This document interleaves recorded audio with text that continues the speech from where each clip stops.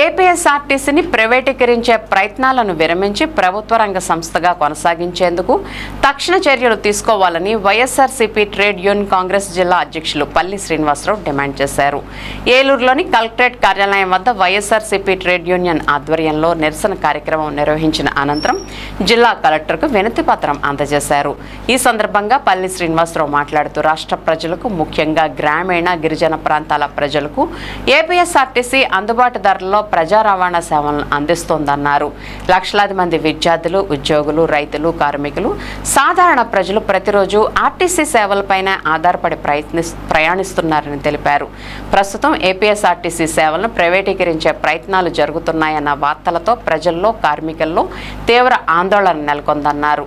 ఒకవేళ ప్రైవేటీకరణ జరిగితే గ్రామీణ ప్రాంతాలకు రవాణా సేవలు తగ్గిపోయే ప్రమాదం ఉందని, ప్రయాణ ఛార్జీలు భారీగా పెరిగే అవకాశం ఉందని పేర్కొన్నారు.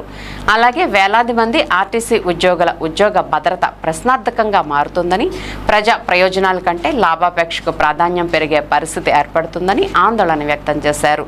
విద్యార్థులు, వృద్ధులు, మహిళలు తదితర సామాజిక వర్గాలకు ప్రభుత్వం అందిస్తున్న రాయితీలు కూడా తగ్గిపోయే ప్రమాదం ఉందన్నారు. అందువల్ల ఏపీఎస్ఆర్టీసీని ప్రైవేటీకరించే ఎలాంటి చర్యలనైనా వెంటనే విరమించి ప్రభుత్వ రంగ సంస్థగా మరింత బలోపేతం చేయాలని డిమాండ్ చేశారు. కొత్త బస్సులు కొనుగోలు చేయడం, అవసరమైన సిబ్బందిని నియమించడం, ఆధునిక సౌకర్యాలను కల్పించడం ద్వారా సంస్థను అభివృద్ధి చేయాలని ప్రభుత్వాన్ని కోరారు. మా మాజీ ముఖ్యమంత్రి వర్యులు జగన్మోహన్ రెడ్డి గారు ఆదేశాల మేరకు, అలాగే మా state YSR trade union president Punuru Goutham Reddy గారు పిలుపు మేరకు, అలాగే మా ఏలూరు జిల్లా వైఎస్ఆర్ కాంగ్రెస్ పార్టీ అధ్యక్షులైనటువంటి దోలం నాగేశ్వరరావు గారు, అలాగే మా ఏలూరు ఇన్ఛార్జి వర్యులు జేపీ గారు, అలాగే జిల్లా వ్యాప్తంగా ఇన్ఛార్జి వర్యులు సూచనల మేరకు ఈరోజు మాజీ ముఖ్యమంత్రి వర్యులు జగన్మోహన్ రెడ్డి గారు ఆదేశాల మేరకు ఆర్టీసీ ప్రైవేటీకరణ ఈ కూటమి ప్రభుత్వం చేస్తున్న దుర్మార్గపు యొక్క పరిపాలనలో భాగంగా ఆర్టీసీని ప్రైవేటీకరణ చేయడానికి పన్నాగాలు పన్ని వాళ్ళ కుటుంబాలకి సంక్షేమాలు, వాళ్ళ కుటుంబాలకే ఉపయోగపడాలి, ప్రజల యొక్క ఆస్తిని దుర్వీకరణ చేసి ఈ ప్రజల యొక్క ఆస్తులన్నీ కూడా ప్రైవేటీకరణ చేసి,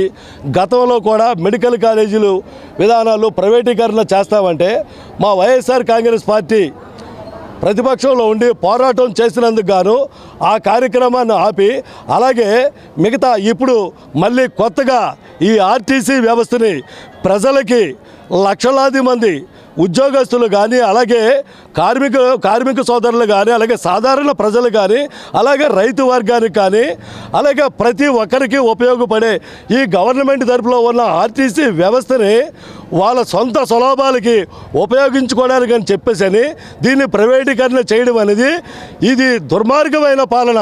కార్మిక సోదరులు, అలాగే ఆటో సోదరులు వీళ్ళందరి జీవితాలని రోడ్డున పడేసి మీ సంక్షేమ పథకాలు చేస్తాననే విధానాలని ఏది అమలు చేయకుండా గవర్నమెంట్ ఆస్తులన్నింటినీ ప్రైవేటీకరణ చేయడానికి మీకు ఎవరిచ్చారండి హక్కు?